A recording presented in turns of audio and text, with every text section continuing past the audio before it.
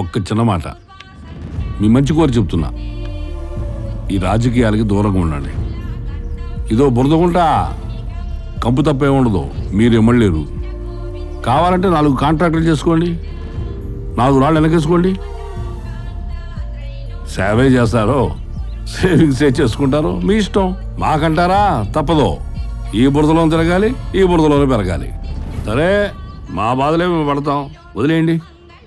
అనవసరంగా మమ్మల్ని ఇబ్బంది పెట్టి మీరు ఇబ్బంది పడకండి. అర్థం చేసుకోండి, ఆలోచించండి. మరి వెళ్ళిరానా?